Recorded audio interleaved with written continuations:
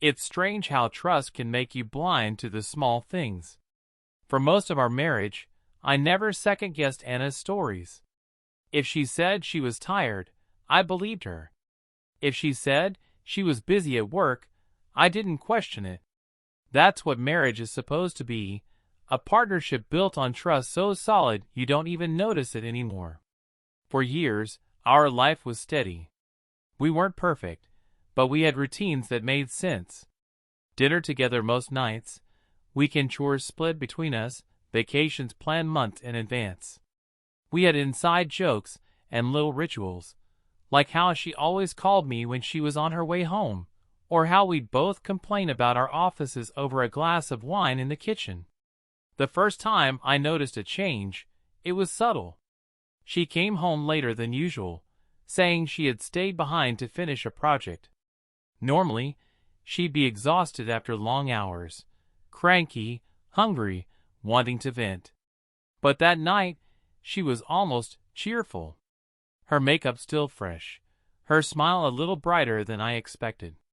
I told myself I was imagining it. Work stress can be unpredictable. Then the name started appearing. Mark. At first, it was casual. Mark helped me with that report. Or, Mark says the client is a nightmare. It didn't register as anything strange. Co-workers complain about projects together all the time. But then it became more frequent. Mark and I grabbed coffee before the meeting.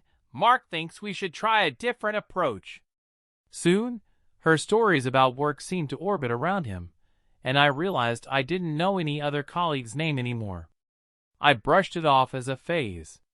Maybe she had just found a new teammate she worked well with. But little details began to pile up. She started leaving her phone face down on the table, something she had never done before. Once, when she got a message, she picked it up so quickly you'd think it was on fire. Her excuses for being late grew more common. We had to go over numbers again. We stopped for a drink after work. The meeting ran long. Each one sounded plausible, but together they started to wear at me. I tried not to be suspicious, but I couldn't ignore the timing. She was gone more evenings than she was home. The tone between us changed too. When I asked about her day, she used to launch into detailed stories, sometimes rambling, sometimes funny. Now her answers were short, clipped. It was fine. Just busy. You wouldn't be interested. It felt less like she was protecting me from boring details and more like she was keeping something for herself. One night, as we sat on the couch, she got a call. She stepped into the bedroom to answer it, closing the door behind her. That had never happened before. I sat there staring at the muted television, listening to the muffled hum of her voice. When she came back out, she smiled like nothing was wrong, but her eyes avoided mine. I told myself to stop overthinking, that suspicion was poison. But the more I tried to bury the thoughts, the louder they became. I started noticing how often she mentioned team dinners or late reviews. I began checking the clock, marking when she said she'd be back against when she actually walked through the door. The first real crack came one Friday. She texted me that she'd be home late, working on slides with Mark. I believed her, until I checked our joint credit card the next morning and saw a charge at a restaurant. Not the kind of place for late-night work. A candlelit spot known more for anniversaries than PowerPoint. I stared at the charge for a long time. It could have been innocent. It could have been a team dinner, maybe more people than just the two of them. But something in me shifted that morning. I couldn't dismiss it as easily anymore. That weekend, I tried to bring it up casually. I asked how dinner had gone. She blinked at me, surprised, and said, "Oh, it was fine. Just the usual work stuff." No mention of where, or who, or why. She left the kitchen soon after, saying she needed to shower. For the first time in years, I felt like I was living with a stranger. I didn't act then. I didn't accuse. But in my mind, a decision began to form. If the small cracks were real, If there was something hiding behind her stories, I needed to know. And the only way to know was to start paying closer attention. Once the thought took root, it was impossible to ignore.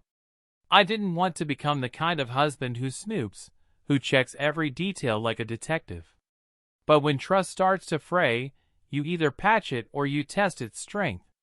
I didn't feel like I had any patches left. So I began paying closer attention. Quietly. Methodically. The first thing I noticed was her routine with the phone. Before, she'd leave it on the counter while she cooked, music playing in the background. Now, it followed her everywhere. Into the bathroom. Into the bedroom. Even into the laundry room, as if a text might explode if she didn't answer it immediately. Once, when she was in the shower, I heard the buzz of a message. I didn't touch it, but I glanced at the screen, the preview line cut off after. Can't wait to. She must have seen me look, because later she changed her settings so no previews appeared at all. Her excuses at work grew stranger too. She'd claimed to have late meetings, but when I called her office one evening just to hear her voice, the automated message said the building had closed an hour earlier. When she came home that night, I asked how the meeting went. She smiled too quickly and said, "It was fine, just numbers." I started keeping a notebook. At first, I hated myself for it. The act felt like betrayal, even if all I wrote were facts. But memory bends when emotions run high, and I wanted to see the truth clearly, whatever it was. So I wrote, Tuesday, said working late. Office closed at 7. Came home 10:15. Another line, Friday. Team dinner. Card shows charge for wine bar, 2 glasses. The more I wrote, the clearer the pattern became. Mark's name was everywhere. She spoke about him constantly, almost casually, but always in ways that placed him close to her. Mark said the client loved my pitch. Mark offered to help with my slides. Once, she even slipped and said, Mark and I were talking about, before catching herself switching to, the team was talking about. I wrote that down too. It wasn't just words. She had changed how she dressed for work. More makeup, new outfits I hadn't seen before, perfume that wasn't her usual scent. At first, I complimented her, thinking maybe she just wanted a confidence boost. But she brushed it off quickly, almost guilty, as if accepting my praise would expose her secret. I began cross-checking stories. If she said she was out with friends, I'd glance at their social media later. Twice, I saw posts that didn't include her. Once, I even asked one of them directly, "How was dinner?" The reply, "What dinner?" I copied that message into the notebook and underlined it. Each entry chipped away at my denial. I still hadn't confronted her, partly because I feared she'd flip it back on me, accuse me of jealousy, of paranoia. I needed something undeniable, proof that spoke for itself. Then came the night that changed everything. She said she'd be working late on a big presentation with Mark. I nodded, as usual, but this time, instead of staying home, I checked our credit card account before bed. A new charge had already appeared, not for the office cafeteria, not for takeout near work, but for a mid-range hotel across town. My stomach dropped. I wrote the date and time in the notebook, circled it, then closed the book and sat in silence. I stared at the wall for what felt like hours. The explanation was obvious, but I didn't want to accept it. I told myself I needed to be sure, beyond any doubt. The next day, she came home smiling, talking about how late-night brainstorming had saved the presentation. She hugged me, kissed me lightly, and said, "I'm exhausted." I looked at her, really looked at her, and realized she didn't know I had already seen the charge. That's when I made the decision. The next time she said she was working late, I wouldn't just write it down. I wouldn't rely on receipts or half-truths. I would see for myself where she went. The notebook had shown me the pattern. Now I needed to see the truth with my own eyes. The chance came sooner than I expected. A week later, Anna told me she'd be working late again. "Mark and I have to polish the presentation before tomorrow's meeting." She said it casually, like it was just another late night at the office. I nodded, as if nothing in me had changed, but inside, I had already made up my mind. After she left, I waited 15 minutes, then grabbed my jacket and car keys. My hand shook as I drove, not from nerves about being caught, but from the weight of what I might finally see. I parked a block away from her office and waited. The building was dark. Not a single light on the floor where she usually worked. I checked my watch. If she was really inside, she was working in pitch black. Then, at 7:45, I saw her car pull out of the lot. She wasn't alone.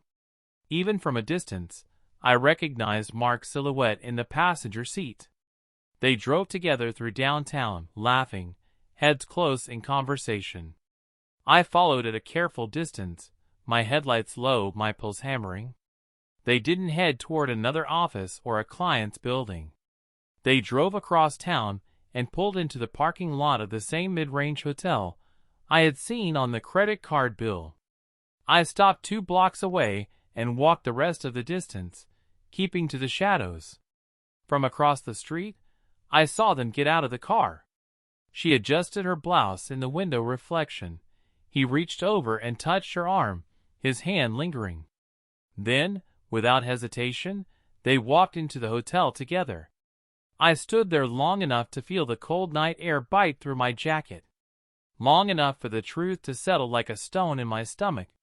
There was no explanation, no excuse, no version of events where this meant anything but what it clearly was. I didn't go inside. I didn't want a confrontation in a hotel lobby. I didn't need more humiliation than I already felt standing there, watching my wife disappear with another man. I turned and walked back to my car. My legs felt heavy, as if I were carrying weights with each step. I sat behind the wheel for nearly half an hour, staring at the dashboard, my breath fogging the windshield. Then I drove home in silence, headlights cutting through the darkness like a knife I couldn't put down. At home, I opened the notebook and wrote, "Saw them. Together. Hotel. No more doubt." My pen pressed so hard into the paper that it tore slightly. I closed the book and pushed it aside. I no longer needed to keep track. The truth had written itself in front of me. When she came home the next morning, she smelled faintly of perfume and hotel soap. She kissed me on the cheek like nothing had changed, her smile bright and practiced. "Long night," she said, dropping her bag by the door. I looked at her for a long moment. The image of her walking into the hotel still burned into my memory. She moved through the apartment, humming softly, as if our marriage hadn't just ended in the shadows of a hotel lobby. I didn't confront her right then. Not yet. But I knew the moment was coming. The evidence was undeniable. The question wasn't if I would speak, it was how. I chose a quiet Sunday evening for the confrontation. No friends, no distractions, no excuse for either of us to leave quickly. She was home, scrolling on her phone, while the TV played softly in the background. I sat at the table with the notebook in front of me, the final page open. "Anna," I said, steadying my voice, "we need to talk." She looked up, sensing the weight in my tone. Slowly, she put the phone down. "What's wrong?" I slid the notebook toward her. The last entry stared back. "Saw them. Together. Hotel. No more doubt." Her eyes froze on the words, then darted up to meet mine. For a long moment, she didn't speak. Finally, she whispered, "You followed me?" "No," I said. "I watched. There's a difference. And I saw enough." She exhaled sharply, almost a laugh, but there was no humor in it. "So what now? You've been keeping score this whole time?" I gave you every chance to tell me the truth, I said quietly. But instead, you gave me stories. Mark. Late meetings. Girls' nights. I wrote it down because I needed to be sure I wasn't losing my mind. And then I saw you. At the hotel. With him. Her face crumpled. She tried to speak, stopped, then finally said, I didn't mean for it to go this far. The excuses came quickly after that. It started as long hours, late dinners, harmless company. Then she said, it just happened. She claimed she still loved me, that it didn't mean she wanted to leave. She cried, covering her face with her hands, saying she didn't want our marriage to end this way. I listened. I let her speak until the words ran out, because I already knew they didn't change anything. Love without trust isn't love, it's performance. And I couldn't play that role anymore. When she finished, I said, You made your choices. Now I have to make mine. My voice broke on the last word, but the decision was clear in my chest. This is over. She begged for another chance, but the begging only made the silence between us feel wider. That night, she packed a bag and left. The sound of her suitcase wheels dragging across the floor was the last sound of our marriage. The weeks after were messy, dividing finances, explaining to family and friends, learning how to say, We're not together anymore, without choking on the words. But with each step, the air in the apartment grew lighter. The silence, once suffocating, began to feel like peace. One evening, I took the notebook, the record of every doubt, every lie, every painful truth, and tore it page by page. Watching the scraps fall into the trash, I realized I no longer needed proof. I had lived it. The betrayal broke something in me, yes, but it also forced me to rebuild. I learned that suspicion is worse than truth, that trust can't survive secrecy, and that dignity matters more than clinging to what's already gone. My marriage ended in that hotel parking lot, but my life didn't.